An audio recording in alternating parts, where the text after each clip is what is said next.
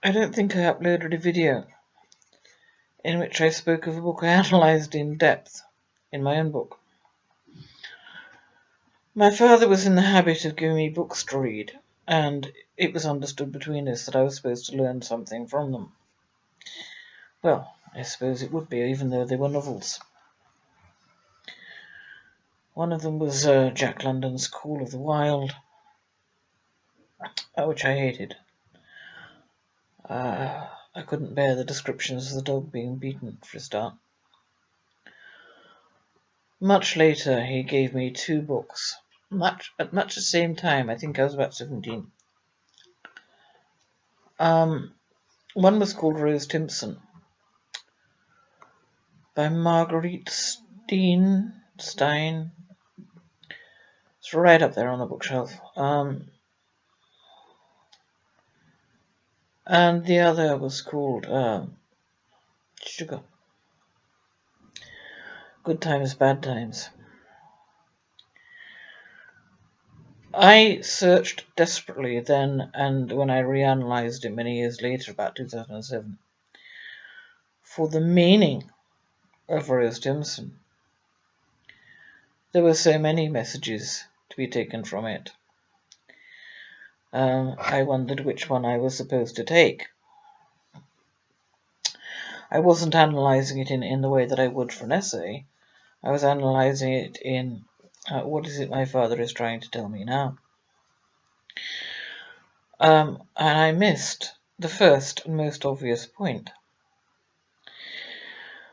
which was where Rose Timpson states that both her children were conceived by rape. This book was published in 1946.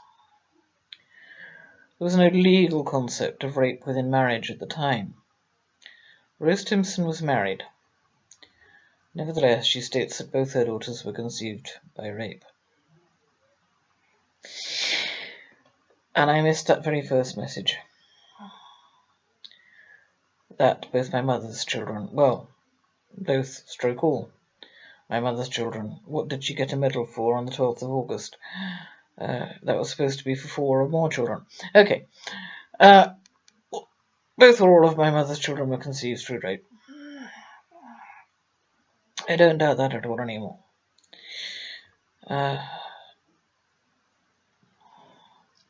Although I did wonder if my father had obtained that book through some kind of magic, or if he'd written it himself and given it to Marguerite Stein or whatever her name was and published it. One of the principal male characters was called Dick, i.e. my father's alias. And this man, I don't know how old he was, I think in his 40s, seduced Rose Timpson's 15-year-old daughter, whose name was Kathleen, shortened to K, which kind of reminded me of Karen. There was an implicit message there that wasn't too bad, really. It was somehow okay. Because Kathleen, stroke K, had the misfortune to be sexually abused by a stranger when she was, I don't know, about 6, I think. The book is up there on a damn shelf. I think the thing was that 6 years old or whatever she was, she had gone voluntarily with a man on the bus to, I think it was Tooting Common, where something occurred of a sexual nature, and the later words were, it was what you might expect, not as bad as it might have been. You can get a sort of rough idea from that. The man didn't actually rape her.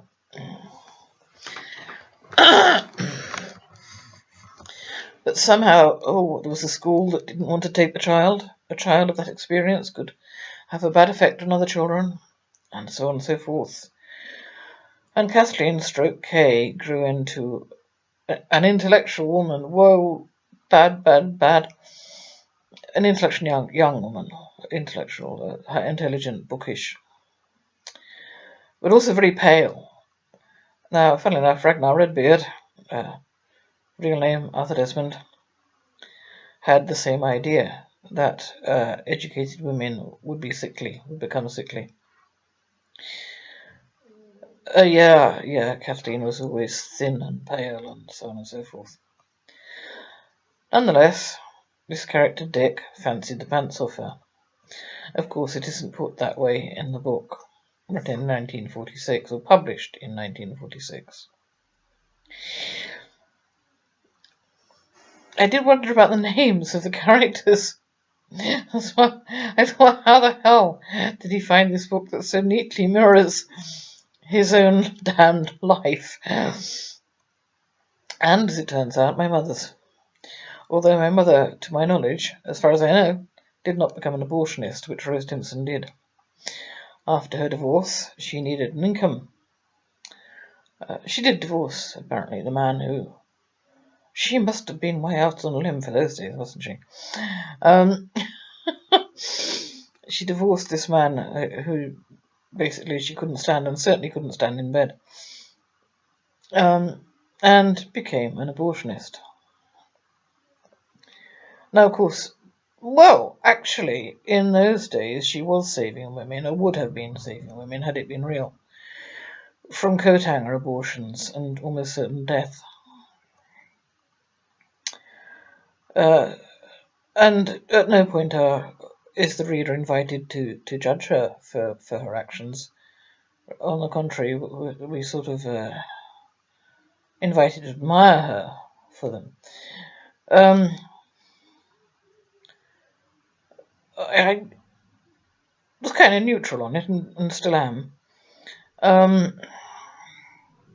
Anyway, that was the career of the mother, and she made a fortune from it. Lots of money. She performed abortions for a lot of rich women.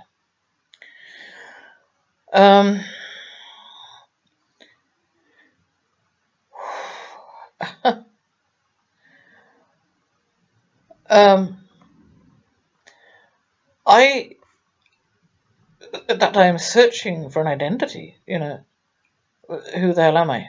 What am I? Who am I? Was desperately trying to decide which character I was supposed to identify with, which was, of course, egocentric teenage. But I just wondered, which of these does he want me to be? Because that was how it was.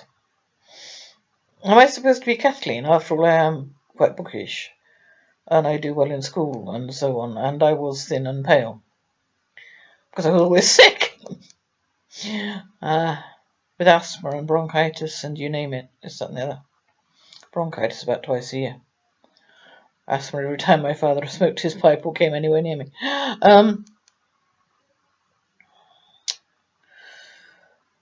So I could identify with her a bit. And then there was the younger sister, who had a soft spot for waifs and strays of all kinds, human and animal. I thought, well, I'm a bit like her too,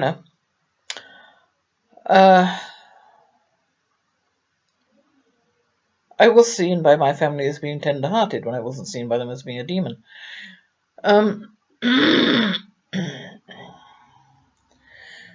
all along, the real point was that the woman had had 2 children when she was raped by her husband,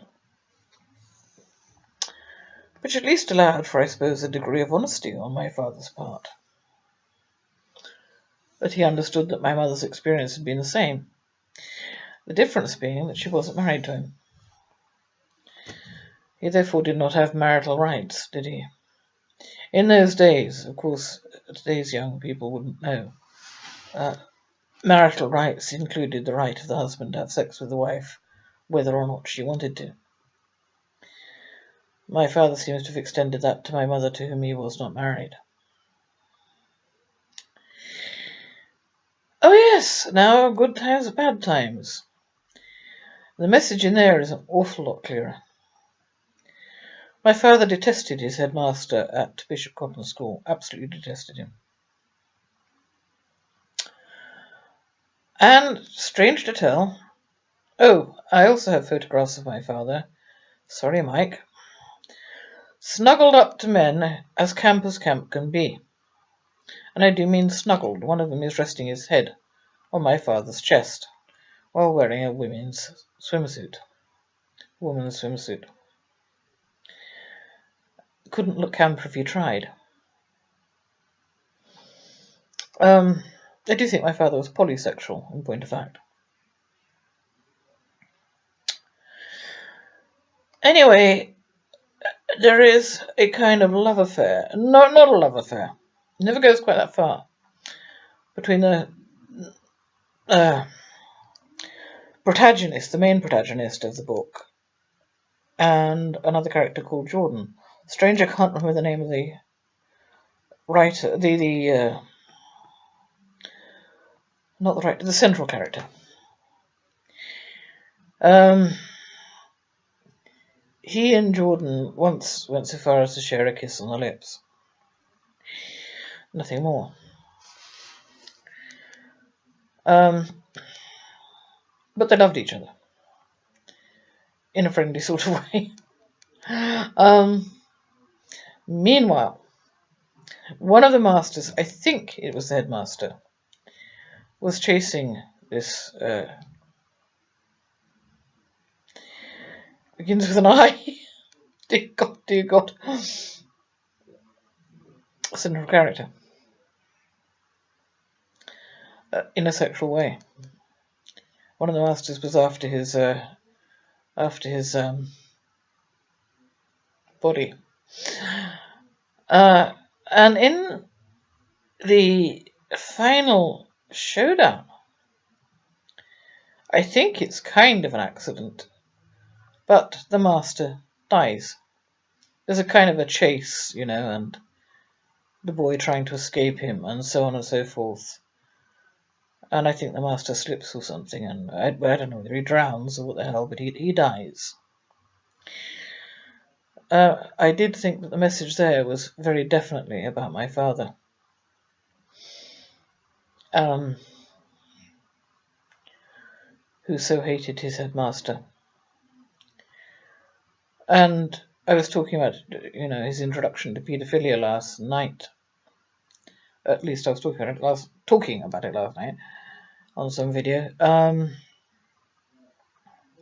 I think he was actually first introduced to it in Vandervogel, which is very, very much tied up with pederasty, i.e. sex with little boys. But I think his second introduction to it was at Bishop Cotton School. And I think the headmaster did something he definitely should not have done. I wish I had £1 for every time my father said if he could find the man's grave, he would piss on it.